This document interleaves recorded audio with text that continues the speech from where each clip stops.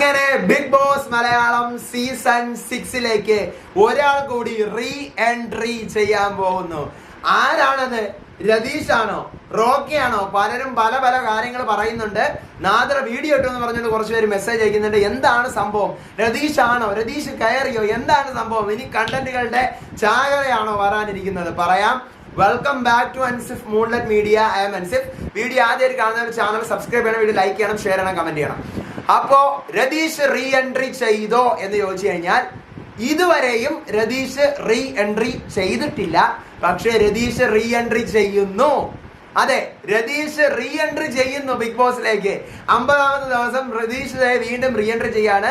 Big ബോസിന്റെ shooting, Saturday എപ്പിസോഡത്തെ shooting ഇപ്പൊ തുടങ്ങിയതേ ഉള്ളൂ. സാധാരണ 11 മണിക്കാണ് തുടങ്ങുന്നത്.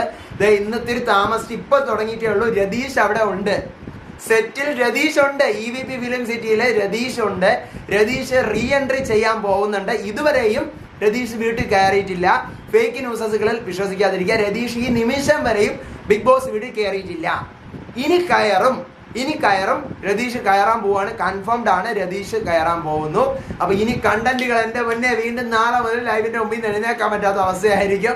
എന്തായാലും ഞാൻ ഭയങ്കര എക്സൈറ്റഡ് ആണ്. രതീഷ് വരുന്നുണ്ടല്ലോ, കാണാൻ ഇനിയിപ്പോൾ എന്തൊക്കെയാണ് ഏതൊക്കെയാണെന്നുള്ളത്. അടുത്ത അപ്ഡേറ്റുമായിട്ട് വരാം. അപ്പൊ ചാനൽ സബ്സ്ക്രൈബ് ചെയ്യണം. സ്റ്റേറ്റ് ഉണ്ടായിരിക്കുന്ന എവിക്ഷന്റെ കാര്യം ഉണ്ടെന്നാണ് അറിയാൻ പറ്റിയത്. വെയിറ്റ് ചെയ്യണം, പറഞ്ഞുതരാം, അപ്ഡേറ്റ് ചെയ്യാം. എവിക്ഷന്റെ കാര്യം അറിയുവാണെങ്കിൽ ഞാൻ ഒന്ന് പറയാം.